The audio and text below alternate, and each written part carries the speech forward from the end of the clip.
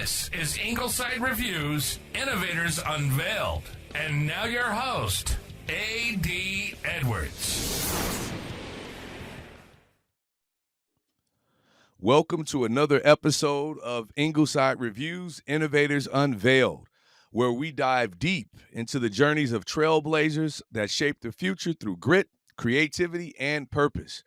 I'm your host, A.D. Edwards, and today's guest is someone whose story will move you and motivate you. Mario Kelly is the founder of Believe 313 Staffing, a company rooted in second chances and reinvention.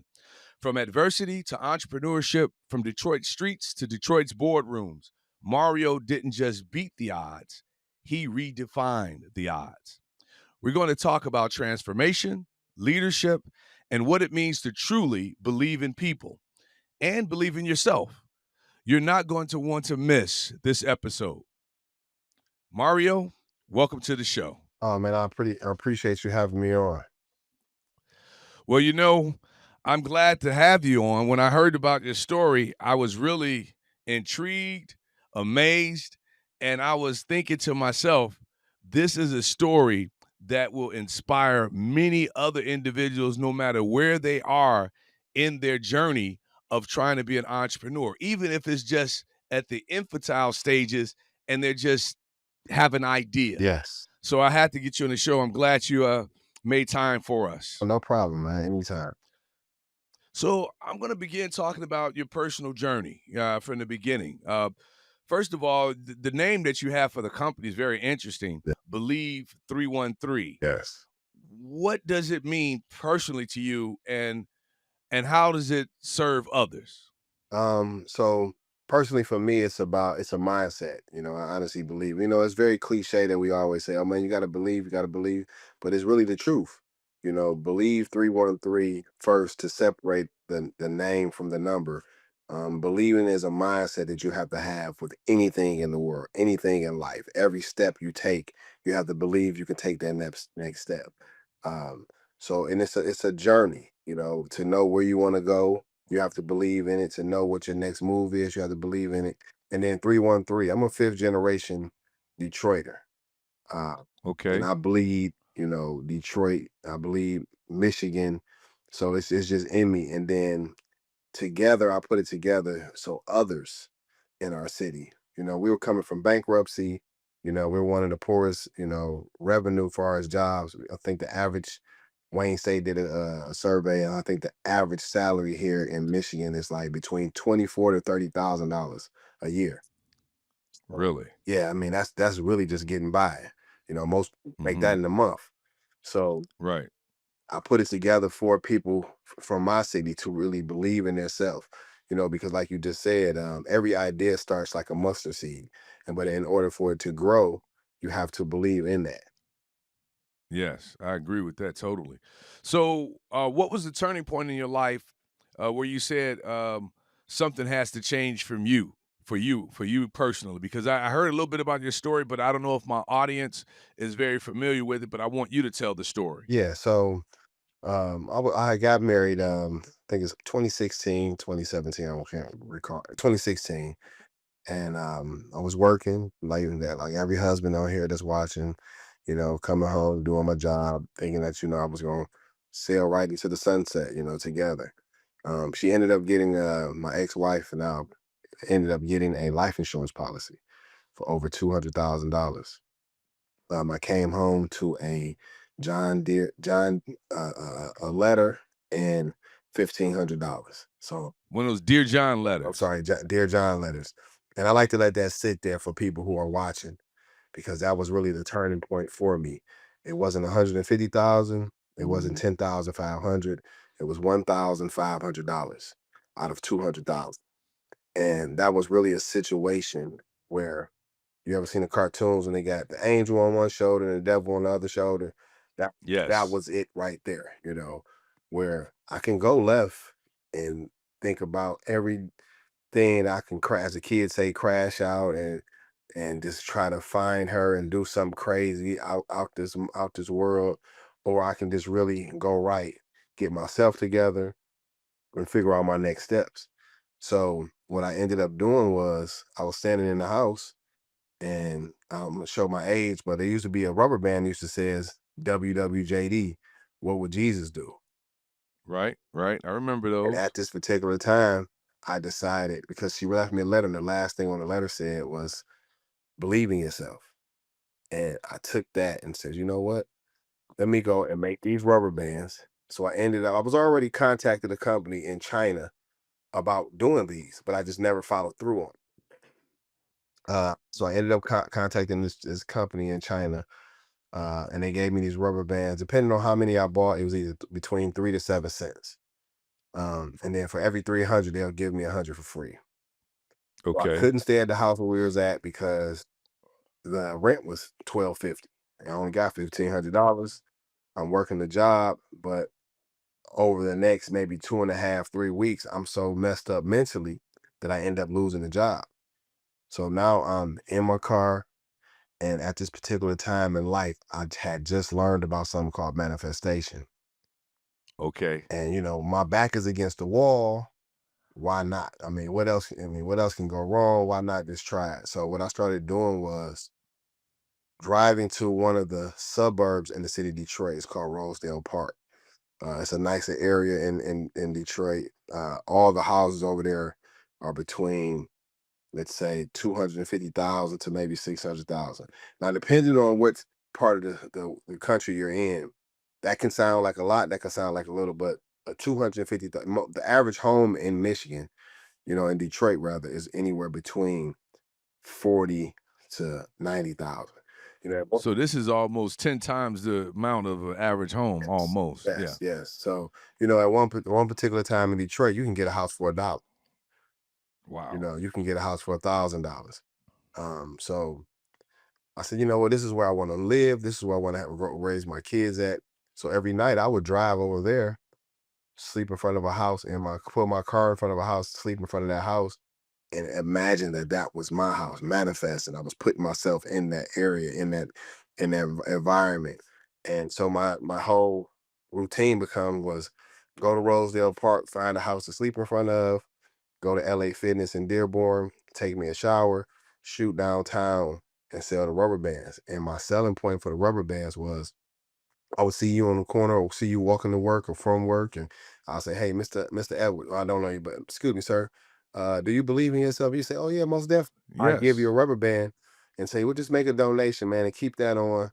Every day when you're going through hard times, you always got something to look at and keep going to motivate you." People start giving me $2, $3, $5, $10. Anything more than 50 cent was a profit. Because I'm Right. getting them between 3 to 7 cent. So that went on for a few months, that whole routine. I went to the city council. The city council in Detroit every Tuesday has something called open forum, where you can go out, the public can come and speak and have 2 minutes to talk. I went there, spoke, talked about the rubber bands, gave everybody one of the rubber bands, and they ended up putting it on their Facebook page. And from that point, Really? it skyrocketed. Now when I'm coming downtown, people are looking for me. They're calling me the Believe Man. Now they're giving me 10, 15, $20, $30. I've even got $50 for some. I've got $100 for some. So what I did next was, instead of just having one particular rubber band, whatever team was playing, whatever sport was in season that time, would go Yes. get their team colors. If it was the Lions, if it was gray and blue, if it was the Pistons, red and black and white, if it was the Tigers with blue and orange, and I'll go to the stadiums and say, "Hey, do you believe in the Tigers? Put this on, they gonna win. They gonna make the playoffs." So I would go through so many rubber bands on a particular day. It was pathetic. So, and then all I kept doing was I make $500, give me a $500 worth of rubber bands, put the profit in my spare tires. Make $1,000, buy me 1,000 rubber bands, put the profit in spare tires. So I'm using it like a hustle, you know. Yes. Every time Yes. to $1,000 I'm getting, I'm buying some more rubber bands, putting the rest of the profit up. Um, I would go to schools. I would market through the kids, because kids, and all kids wear hundreds of rubber bands on their wrists, like it's Right. jewelry. So I'm doing that for a few months. I'm in the van for a few months. But I knew that I did. A lot of people always say, well, why didn't you get an apartment? Or because I knew that's not what I wanted to do. I was looking for, You putting your profit back into your company. yeah, I was putting it back into the company. So I could have went and got an apartment, but I had always, I'm 35. I've been living on my own since 21, and I'm going through a lot of evictions here, evictions there, paying rent here. I said, I need to get a solid foundation. I need a home for my kids. Mario, I got a question for you. Yes. We've all grew up in society, and when people hit hard times, the first thing someone to tell them is you have to get a job. So my question to you is this, and I want you to continue with your journey, but what made you realize that entrepreneurship was your path and not a job? Um, I've had plenty of jobs in my life, and every job I've been in, I've been unhappy. I've always figured out, saying, man, I can do this better. I always try to figure out a way to do the job better, to always got to be friends with the owners or the Mm-hmm. facility managers or different things like that. But a job, and I've had great jobs at Ford, at the plant, Chrysler. It's never given me that fulfillment, that feeling that I've Right. always been looking for. Right. Even though you had a good job with good benefits, you wasn't fulfilled. I wasn't. I felt Understood. like my talent wasn't being produced at this high level. Um, so and I'll come from, like I say, Detroit is a very gritty city. You're from Chicago, you understand. Chicago, Detroit is like cousins. So we're Right. naturally hustlers. That's why you got this Yep. podcast going on. You Yes. got your business that you have because it's just an entrepreneur mindset where we come from. So Exactly. I So now you in the van, you haven't gotten an apartment, picking back up on your journey. Yeah. So one day I was riding through Rosedale Park. The police were putting a blight sign on a gentleman's house. House had bushes and trees and weeds all covering up. And here in Detroit, they give you blight tickets for not cutting your grass, broken windows, abandoned house, different things like that. So you get so many, what I'm saying, they'll take the house from you. So I went, jumped out, talked to the police officer. He said, man, we've been giving this guy tickets for 2 years. I don't know what's going on. I took the ticket, went downtown, found out who owned the house, found the owner, found him, ended up buying the house from him for $6,500. And this is in the neighborhood that you've been camping out and you are manifesting your life in this neighborhood. This is the exact same neighborhood. Yes, sir. Rosedale Park. I've been over here many a nights for the last 5, 6 months. And he didn't even want to sell it to him because he was like, "It's no need, man. The house is messed up. It's back taxes. It's water. It's this. It's that." None of that scared me. I was like, "Don't worry about it. Let me handle that. Let me buy the house from you." So I ended up buying it from him. Went in there maybe within the next 2, 3 days, cleaned it completely out. Now, living room, the ceiling is falling through. The wood floor is warped. There's trash and garbage in every room. I cleaned it out myself, set the trash in the front, and tarped the rest of the house off. The money that I had left from after I bought it from him, I went and got a brand new bathroom made. New tub, Okay. sink, toilet, tiled out, and then I cleaned out my bedroom and straightened that up. Got me an air mattress, and then now I'm back to the rubber bands. I'm back downtown selling rubber bands and doing room by room now. Instead of just putting the profit up, now I'm putting the profit Yeah. into the house, getting each room fixed. DTE, or you got the electric cut on, the plumbing started and everything. So now I'm at the stage where I got a foundation. I can come take a shower, I can lay down, and I can go downtown and do my job. Okay. Interesting. Now here's a question for you. What role did faith or belief play in your personal transformation? Because everyone, they may start out believing, but you notice a person's belief can only take them so far. They control how far it takes them. Yeah. But some people's belief only gives them an idea. Some people believe hits a roadblock and they stop. You hit several roadblocks. How did you what made you keep going? Because I know it wasn't easy because what you're describing took months on end. Yes, yes. Um, Honestly, man, I know in this story, I know in this book, a lot of people see the end result of the success and all the employees and all the money and everything. But there were numerous of hard nights, hard times. My mind playing tricks on me, telling me to do this and to do that. So, the first thing is faith with no work. It's garbage. It's dead. Yep. It's dead. So, but the most important was keeping God. It took a different prayer every day, you know, Hmm. putting God first, understanding that God doesn't give me more than you can handle is really the main focus. And then just during that time, that progress, I seen it. I can picture myself. I'm seeing the next step. I didn't see this far, but I see the next Hmm. step. Keep going, selling rubber bands. I'm always making some money every day. I'm just keep going, keep going, keep going. And then, like I just always tell myself, how can I not believe? And I'm the believe man. You know, I'm Exactly. people would never knew my situation because I'm not wearing it. You know, Right. certain times I was still there for other people who were in better situations than me. They're calling me, telling me about their problems, and they don't even understand. I'm talking to them in the car. Right. Helping. You I'm homeless. homeless. They don't know this. A lot of my friends just realizing this when the book came out. And Hmm. they're like, man, why you didn't tell me? I'm like, because that wasn't your problem. I had to tackle this myself. I had lived with friends before and different things like that. But the main thing is keeping God first, staying prayed up. But there was some hard nights, some cold nights, some rainy nights. But I just knew that there was a bigger purpose on the next side. So that's all inspiring. You at the point now. You fixing up your home that you manifested. You praying through the hard times. What was the biggest challenge when you launched Believe 313 Staffing, and where did that idea come from? Well, Believe 313 staff and didn't start first. It was more so Believe 313 cleaning. So how I got there Okay. was um now it took me about a year and a half to get the house to livable for myself.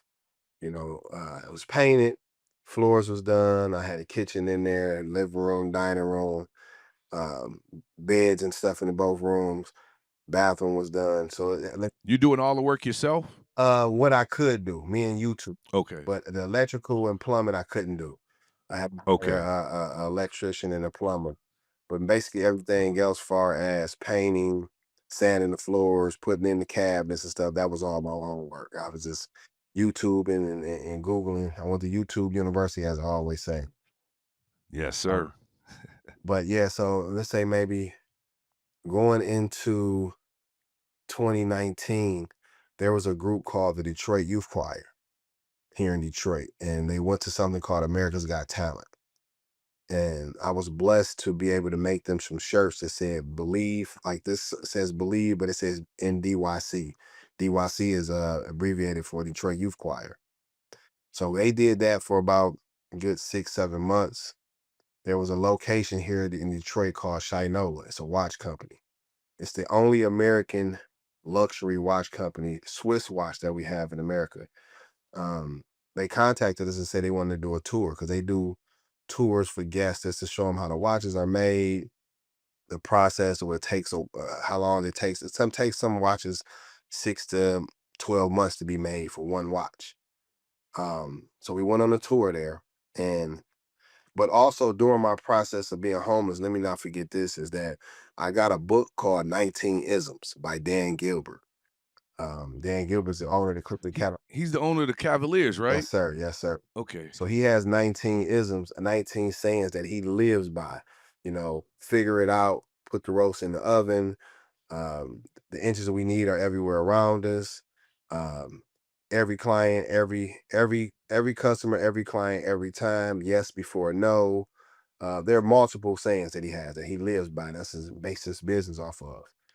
So my favorite one is the inches we need are everywhere around us. So when we're on this tour, we're walking through or whatever, and they take us in a room, to to just to sit down and talk and everything like that. And as we walk in this room, it's dirty. And when it has all this dirt is in there, she's like, "Oh, I'm sorry, our cleaning company is terrible. We this that we let." So she's cleaning up, and I say, "Hey, I have a cleaning company. I didn't have a cleaning company, but where I grew up at, I'm pretty sure you too. We had chores when we were growing up. Oh, On the definitely. refrigerator, it says Monday kitchen, Tuesday bathroom, and if you didn't hit those in a timely manner, mom gonna come wake you up in the middle of the night. Get your butt down there. Yes, especially the dishes. Yeah. You can't leave no dishes in the sink, man. So she asked me, say, "Do you have a cleaning company?" I said, "No, I don't have." I said, "I do have a cleaning company." She said, "Okay, perfect. Give us a proposal. Let us see what's going on." So this is more like October 2019. Okay. I'm YouTubing, I'm Googling, I'm trying to figure out how to do pricing for cleaning and corporate levels. And the numbers I'm looking at are like astronomical. I'm like, nobody in the world is paying this much for cleaning. So I said, let me take it in my own hands and figure out how much would I charge myself to do the job? How much would I pay out in supplies, and how much would I give my employees if I needed 5 people? The number I came up with was 6,500. Okay. So after I came up with that number, happy. I got like 2,000 for my own after I pay my employees. I'm ecstatic, free money. So I'm tell them, hey, let's have the meeting. I call my mentor, name is Horatio Williams here in Detroit. Tell him about it, more so like letting him know what I've done. And he was like, "No, man, you gotta send them a FOIA, which is a Freedom of Information Act, and Okay. get the last contract." I'm like, "Okay, I'll do that." But 265 is in my head already. I don't even care about no FOIA or what. Right. When we go to have the meeting, they end up giving me the last contract. And honestly, I can tell you, as soon as I opened it up and looked at it, I instantly got gas, like, because it was 18,000. And you way underbid. Man, way underbid it, man, way underbid it. So I let them know, hey, I was coming to tell you guys that I'm not ready to give you the contract. I need it for a few more weeks. So what I ended up doing now is going back, taking a few thousand off. Hmm. Came back to them like a few thousand up under. They said, "Okay, we'll get back with you." So now this is like November 2019, and COVID is slowly ramping up. Yeah, it's in China by now. Right. By Yes. November, it's in Asia. It's coming our Yeah, way. it's coming our way. And so what I started doing now is started hearing about all this COVID stuff, and I see them over in Wuhan, China. And I say, man, one day we watching CNN and they're doing some fog and stuff up and down Wuhan, China streets. And I'm like, "Yeah, I wonder how they get to come out." And it started there. Friend of mine said, "You should, look into it." So they had something called an electronic fogger, but it was the chemicals that you put into there. So I started studying something called the CDC. And I started studying what chemicals kill SARS, AIDS, HIV, blood, COVID, any bacteria, virus. I was studying what type of chemical can kill that. Um, and anything I would find on the CDC, I would email it to Shinola. I would put Okay. 4 or 5 people in the email and say, "Hey, your cleaning company should be using this. Your cleaning company should be doing this. The CDC says this cleaning company should be doing this." I did that for about 3 months. Okay. So now we're looking at like January, February. February 2020. Now it's coming here. Now it's here. Now it's here. Yes. Now you got people over in California who are getting sick and different things like that. The world is slowly closing down. So there's no more going downtown selling rubber bands at all. There's no more selling shirts or anything like that. No. So now I'm trying to figure out, what can I do? I said, let me go ahead and just start the cleaning company, start marketing on Facebook. So that's where the $27 come in. So now we're like March 19th, 18th. I'm marketing on Facebook. Hey, I got something called the electronic fogger that it kills COVID in 4 minutes on touch. A church from the east side of Detroit called the Conant Missionary Baptist Church contacted me and said, "Can you come clean our church?" I still don't know nothing about pricing, man, honestly. So I said, how much would uh, I need the for you. I need it for you for it. So I said, you know what? I'm gonna charge her 1,500. She gonna turn me down anyway. I went did Right. my little walkthrough. I'm acting like okay, I got well, yeah, okay. And I say $1,500, we'll do it. We'll be here tomorrow. She say, let's do it. I said, wow, Jimmy went for it. So we come in there a couple days later, we fog it out, we cleaning, wiping everything down. Halfway through that job. So that's where I had $7. I went and borrowed 20 from somebody. So I went and bought $27 worth of cleaning products. So that's where Okay. $27 come in at. Gotcha. Halfway through that first church job, they recommend me for a second job. We go to the Okay. second job. Halfway through that job, they recommend me for a third job. So within less than 6 days, we make $4,500 off of $27. And I said, I will never do anything else. This is what I want to do is Gotcha. cleaning and stuff like that. So all of 2020, we were doing nothing but cleaning houses, maybe 5 houses a day, 2, 3 churches a week, and I can honestly tell you that was probably the most money I ever made. We at the end of each day, I'm bringing home anywhere at the minimum $2,000 a day at the minimum. Mm-hmm. Sometimes 5, some days 6,000. So all of 2020, we're doing cleaning. And then now in 2021, when no one wanted to go to work, everybody was getting PPP and SPA loans and different things. Yes. That's when I said, you know what, let me get in front of this because we're not going to be able to just be unemployed forever. Let me start a staffing agency so when the world gets back moving the right way, I'll already be in the front of everything and I'll be employed. I can have a database and employ people and different things like that. So, Mario, do you still have the I know you have the staffing agency now. Do you still have the cleaning company as well? Yes, sir, I do, most definitely. Okay, so you busy. Yeah, we also have a AI company too now. We just started. Interesting. I'm gonna ask you a little bit about that down the road in this interview.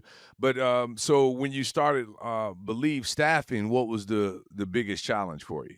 Was just understanding staffing, understanding what markup means, and 40% for this, and the difference between a markup for clerical compared to industrial or compared to cleaning. So they're all different markups because there's different, for cleaning, you may be dealing with biohazard. So that may be a higher markup. Clerical may just be answering the phones and different things like that. That may be a lower markup.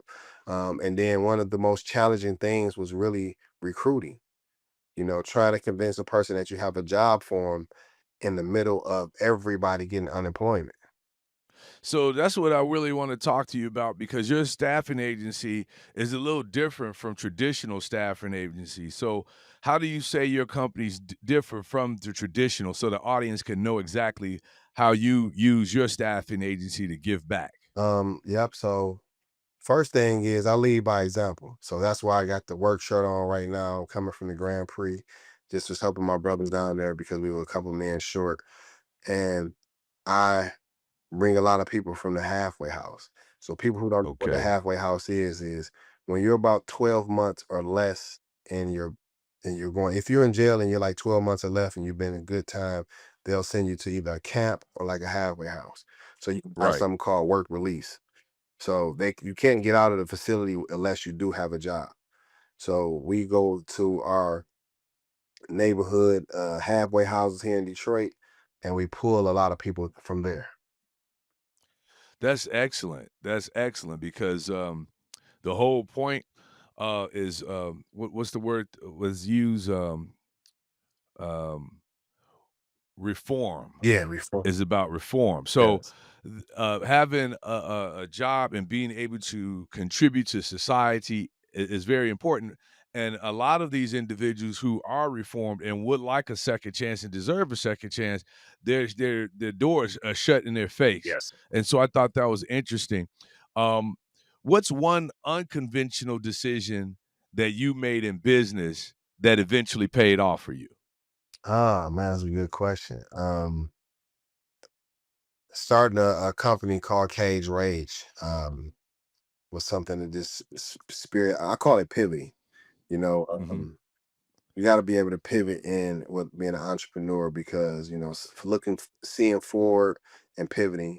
So as I was hiring a lot of returning citizens, um, I was seeing that the soft skills wasn't there.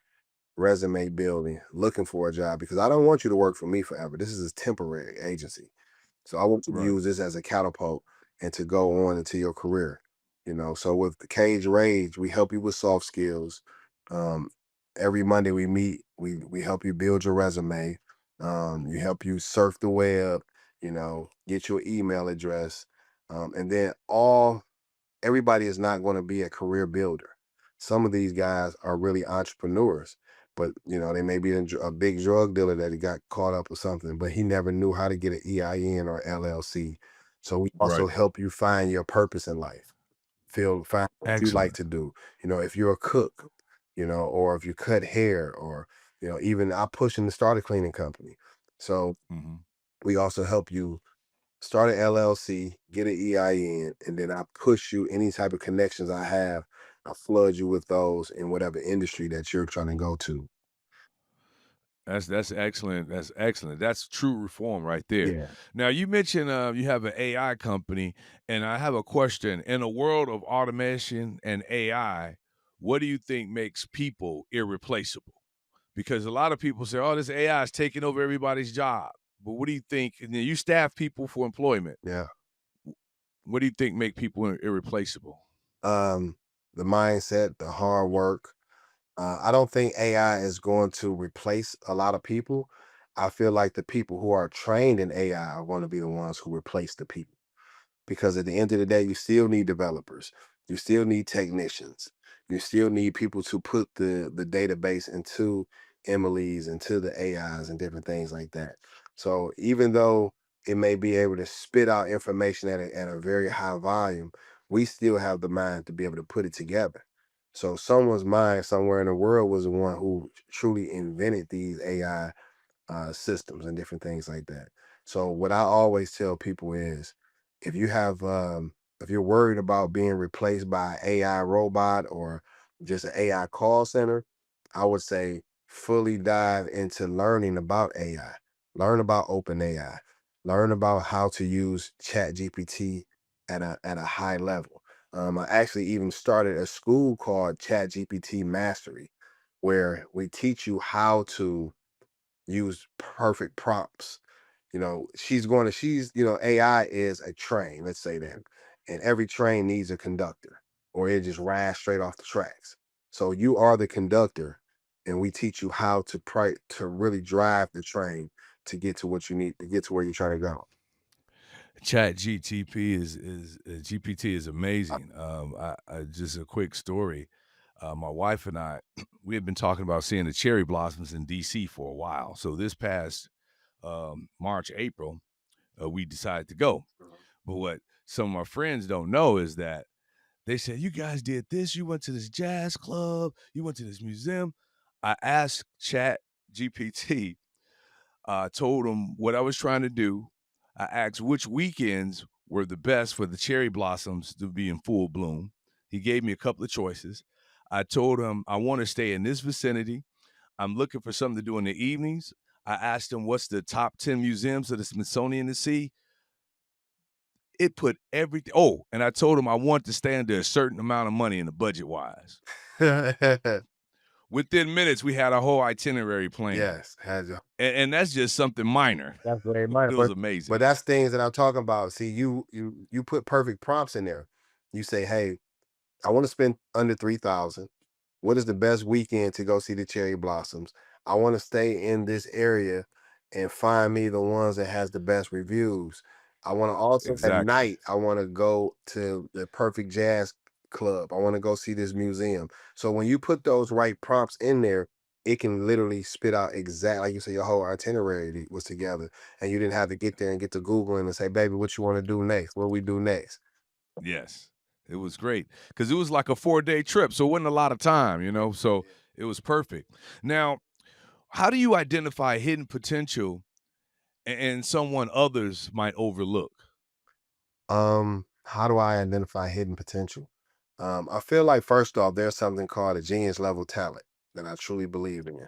And I feel like everybody that's watching this show, anybody that hears it on whatever platform that you're listening to, we all have a genius level talent.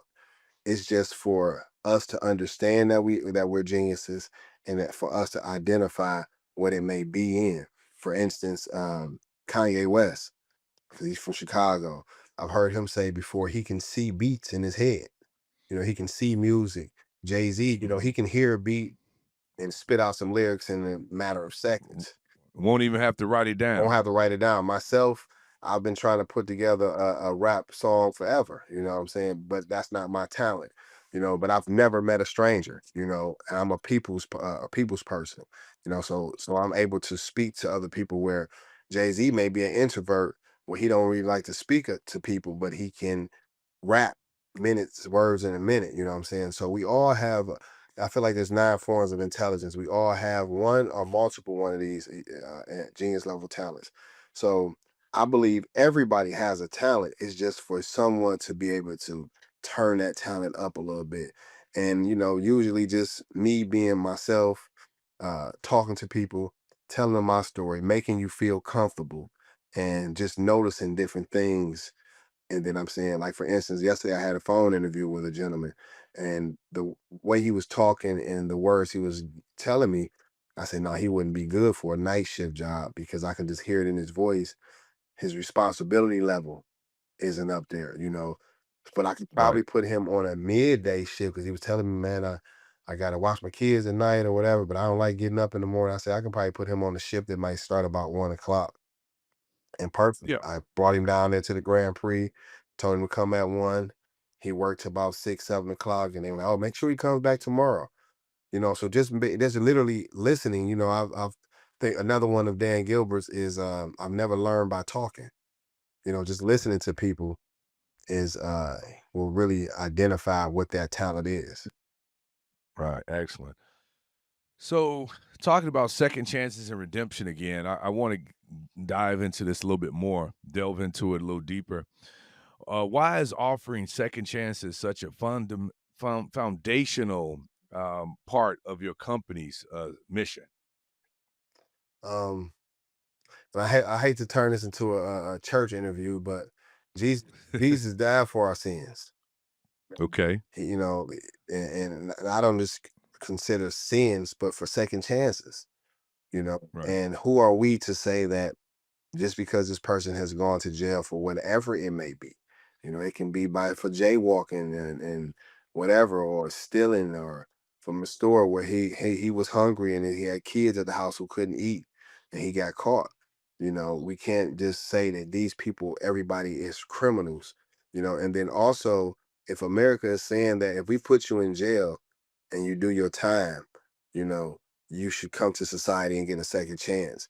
But a lot of people hold that against us because 90% of the people who are incarcerated are African American or minorities, let's say that. So the majority Hmm. of the world, kind of holds that against us. By Right. me also growing up in the projects, and a lot of my friends I went to middle school and elementary ended up going to jail. I know they were great kids, great teenagers, great men. It was just something that happened along the way. Plus, I truly believe that I'm living his story. God blesses me to bless others. Um, so I know that I'm here. My purpose in life is to help. It's to help maybe someone to get a second chance. It's to help an employer get some employees, vice versa. So I know that God has put me here to help. So I don't turn the cheek to anybody. I just continue to try to help as many people as I can. So I've always said this, and I'm not the originator of this saying, but success is preparation meeting opportunity. And that's how you got your house. That's you didn't go blow the money when you was selling your bands, because if you'd have did that, you wouldn't have been able to give that man any money. So you was prepared, you had the opportunity. So it sounds like Believe Staffing is giving these individuals an opportunity. Yes. And that's what people, they just need a chance, and that's very important. What do you think people often misunderstand about returning citizens and underserved workers? Really just piggybacking on my last answer was most people who have gone to jail are criminals in everybody's mind, regardless of what you do. So you're a bad guy, you're a bad woman, you know. So I think that's what's misunderstood. A lot of people are, they go to jail for tax evasion or for fraud or something like that. That doesn't make you a bad person to society. So I just really feel like America really doesn't believe in second chances. If that was the Okay. case, once a person comes home, you shouldn't have to go through all these loops and bounds to get a job if you got a felony. Yeah, most people believe in second chances when it comes to themselves. Yes. We're individuals. We're very hard on others, but we're a little bit easier on ourselves. Yes. And because we know our circumstances, whereas we don't know the other person's circumstances, but they have circumstances as well. Yes. So that's something to think about. Can you share a success story of someone whose life changed because of Believe 313? Oh man, I have a lot of them. I'm gonna give you two of them. One of them is my best friend, and then another gentleman is a guy that I worked with. That's one of the reasons I started Cage Rage. His name is Willie Baskin. They called him Blood West. He's from Chicago. He told me in the '70s he used to come to Detroit to literally rob people, and he was a part of the GD gang, and they would send him here to do robberies and different things like that. Early '80s, they ended up killing somebody, and he had 3 life sentences, and he ended up getting his life sentences turned around due to evidence and stuff like that. So he ended up doing 40 years in the jail. He came home, Mm, mm, mm. and people were calling me from jail, like, man, don't hire him. He was doing this and that and that and this. But when I hire people, I give you a piece of rope. I let you hang yourself. I'm gonna give I'm Mhm. gonna give you a chance. Now, if you take that chance and you mess it up from there, it's on you. So he came, I told him my whole story. I told him, the only reason he got this job and the only reason he's working in the location is because of me, so take heed to that. And one day he called me, he said, man, these young guys down here at the place is using profanity. So, if anybody is in jail, you can't use a lot of words to another. You can't call me on my name, basically. That's the Right. highest level of disrespect in jail. So he said, man, I'm gonna give you the opportunity to come down here and talk to these guys and let them know that ain't how it go. So I went down there, talked to the young kids. They understood what I was saying, and that was how Cage Rage was really started. But like I said, I used my company like a springboard. Mhm. So he worked with me for probably 4 months. And I mean, he would work 6 days, 10 hours. Some days he'll work 7 days. And with Cage Rage, we started putting together his resume. We started searching the web. And now he's the supervisor for the water department here in the city of Detroit. And Excellent. that just came through, the motivation, emotional intelligence on the job. We do all of that type of situation at Cage Rage. We even do out scenario situations where we walk you through different things that may even happen. The second story is my best friend name is Andre Woodland. He was a vice principal in Maryland. Came home to Detroit one weekend, 4th of July weekend. Got caught in the middle of some stuff, fighting, and a guy ended up getting shot. He ended up doing 10 years. Yeah, he ended up doing 10 years, man. And knowing that you have a master's degrees and, at one particular time your life is here.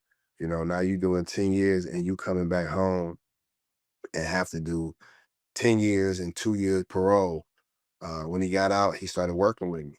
Um, and he just started his own security company. Just finished his parole, just started his own security company, and now he has his first account with a school.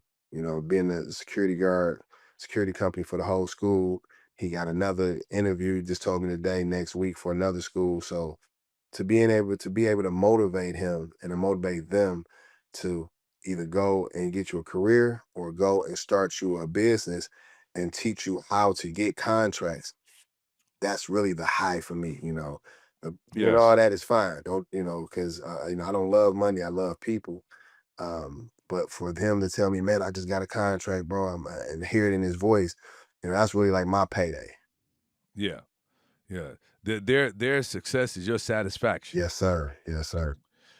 So you mentioned like giving people rope.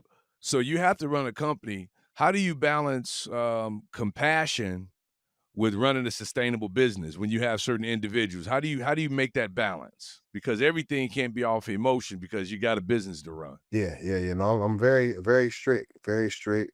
Everything's by the book. I'll tell people my mother was my first secretary, and I fired her within 2 weeks. You know, Man, Mario. so I mean, literally though, for real. I'm very strict. I'm by the book. He said, Mom, wait, you gotta give me a minute to process that, man. Mom wasn't cutting the mustard, My man. mom You gave her 2 weeks, man? too. Dropping, she was more so talking about this my son company and don't you no my Oh yeah, I no. can't have I appreciate Okay. you. This dude cook, bring some food for us or whatever we need, but I gotta move on.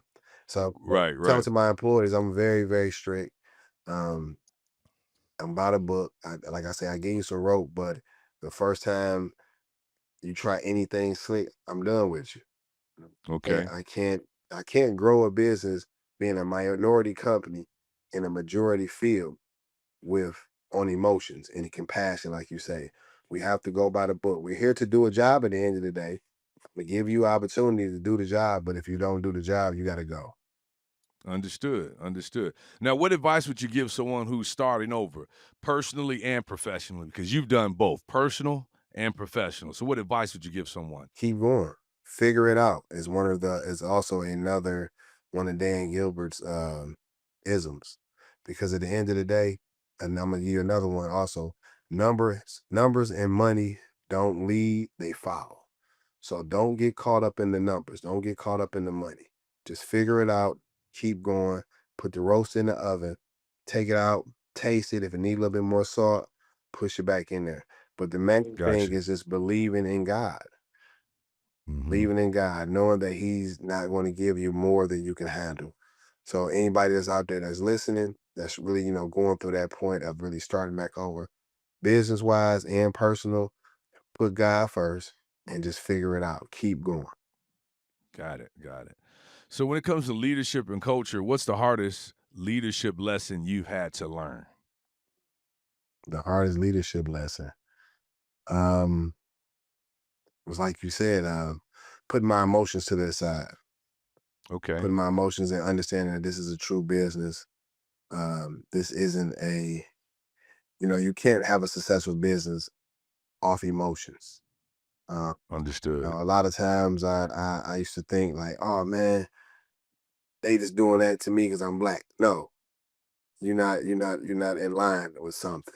Something Yeah. that might not be your time. A lot of times I always try to like for instance, a few years ago they had something in Detroit called the 40 under 40. Hmm. And at this time I'm doing 500,000 to 700,000 a year. I got all these accounts. Got all these people that's working for me, and I just know that I'm gonna get this award, and I didn't get it. So I was, oh man, they just don't like me. That's this and that, and no, it just wasn't. I didn't have enough votes. I ended up finding out I just needed more. I just thought it would be, if you get one person to vote for you, they're gonna read the bio and say, okay, he's good. No, you just need enough votes. So just taking the Hmm. emotion out of the business side was my main lesson. Okay. All right. How do you keep your team motivated when things get tough? Um, Lead by example. Any type of situation like I just said today, we had some people that kind of fell off the boat. I jumped right in there, and for me to, I tell them all the time, I can't outwork you and pay you, so just Mm, so keep up. I like that. I like that. Because like I just went down there, and you would think that I worked for the company, And a Right. lot of times, I do the job fairs. I tell people my stories, and then I let them know that I am you. I'm you, and I'm you. I just made a different decision at one of the hardest times in my life. So Hmm. once you realize that you can be up here hiring another person, and then I'm always down any type of football game. I'm in the bowl with them. I'm in Right. the clutches with them, just motivating and working and In the in the trenches. trenches. Yeah. So when they see me working just as hard as them, that's like, man, I see Mr. Big Kelly out move. here Yeah. working. He ain't got to be here, but he down here be putting it in with us. So that's really the motivation I give them. So what do you look for when hiring someone to join your core staff? Um, I want to hire people that's smarter than me. I want to hire I people like that that. are skilled and best in that particular field. Because if I'm doing everything and I'm the best at everything, I don't really have a good team. I Right. don't want people around me that I have to continue to tell them do this and do that. I want you to bring me ideas. And I'm like, yeah, let's try that. Let's do this. So I'm really looking Yes. for people, like I said, that's a lot smarter than me. And I'm also looking for people that are highly skilled in that particular area. If it may be accounting, it may be marketing, it may be photography, whatever it may be that we need to keep this going. I'm looking for that particular person because I feel like let the best person do that job. Don't try to do the Okay. job. Yeah. So, how do you handle failure, whether it's your own or someone else's? I don't feel like failure. I feel like failure is a lesson. I'm learning from it. Yes. My whole goal is to find out the positive in everything, even if that, Yes. you know. The seed of equivalent benefit is what Napoleon Hill called in Think and Grow Rich. Okay, yeah. So Yeah. I want to figure out. I was telling my cousin yesterday, even if somebody died, I try to go back and figure out what was our last conversation about. Oh, Because I'm interesting. trying to figure out and find the positive in everything. 'Cause there's a Right. lesson in everything. So I don't Yes. even look at it as failures. Even for me losing accounts. I've lost several accounts over millions of dollars. And I just look at it like, what it may have been was I'm always saying them, when I am the they, you know, Right. I am the workers. They call me and tell me this worker isn't doing this or doing that. I have to always say, well, shit, I didn't train him well enough. I need to start training these people different. Let me look for different training protocols and different things to have them all the way together so the next time this won't happen.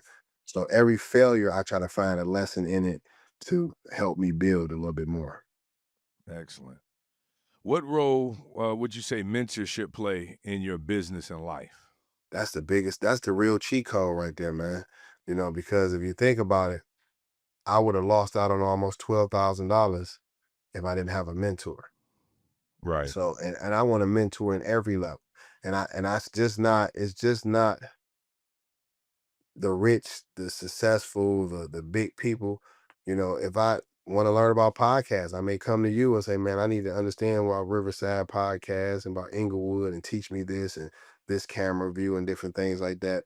So that's really the cheat code in any business because you're 6, 7, 8 months into podcasting. So there's some things that you already learned, some mistakes you already made that you say, Definitely. So some lessons. We call those failures lessons. Yep. yes. So there's already some lessons that you already learned that you would say, Mario, don't use this microphone right here, or you don't need to spend $100,000 on a mic.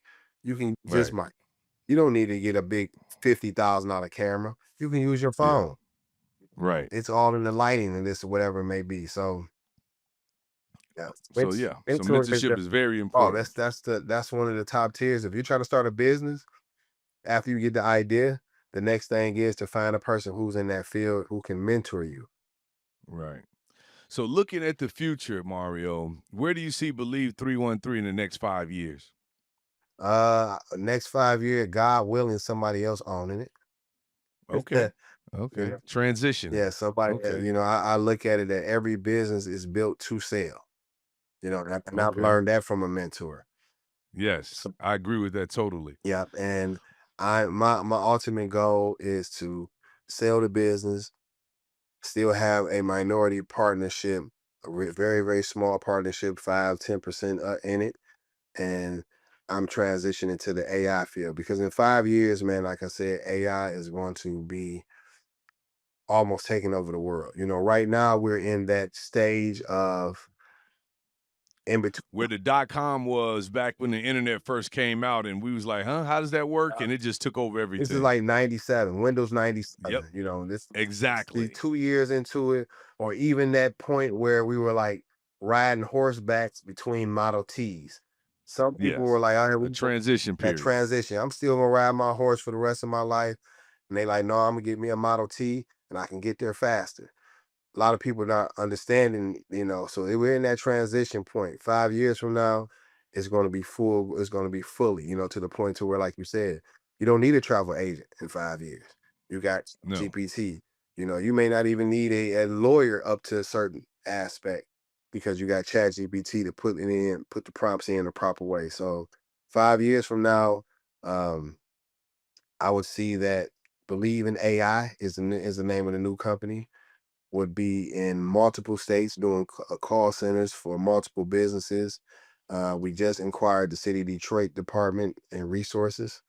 So we're answering the phone for multiple departments for the city of Detroit right now. Excellent. And we have a couple more deals on the table. The cleaning, I think the cleaning will be, I want to keep the cleaning for as long as I can until my kids get a little older. But the staffing side of things, I'm looking to offset. I'm looking to sell it, you know, because it's I feel like it's at its peak, you know, like stocks. When they get high enough, you Okay. think this when you bought at $200, now it's $2,200, it's time to sell, you know. Right, right. So, are there any new projects or partnerships you're excited about right now?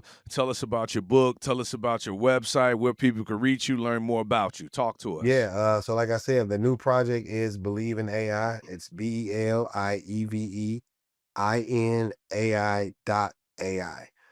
If you're looking to learn about ChatGPT mastery, where you can literally take it to the next level. You can build your website, learn about coding, learn about how to even build your own GPT.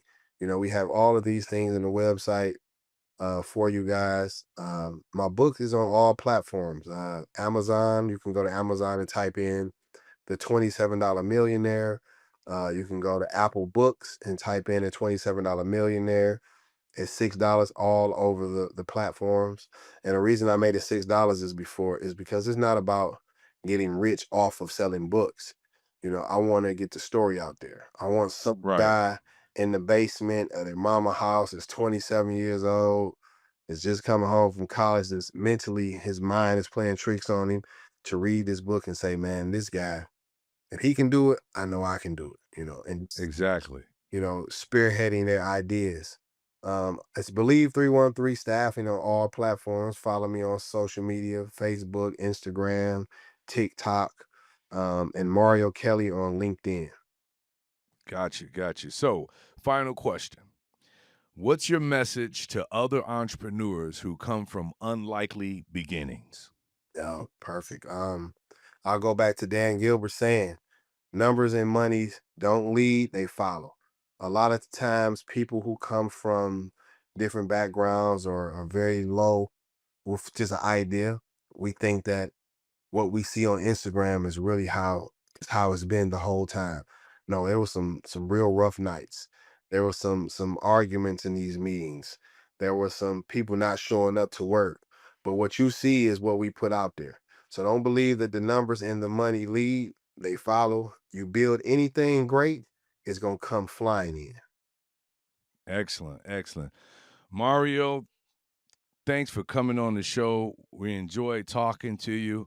And for you who are listening, whether you're listening on the podcast or watching on YouTube, Mario Kelly isn't just building a staffing company, he's building futures for others. His story proves that redemption is not only possible, but it's transformative. And by believing in others, he's helping entire communities rise.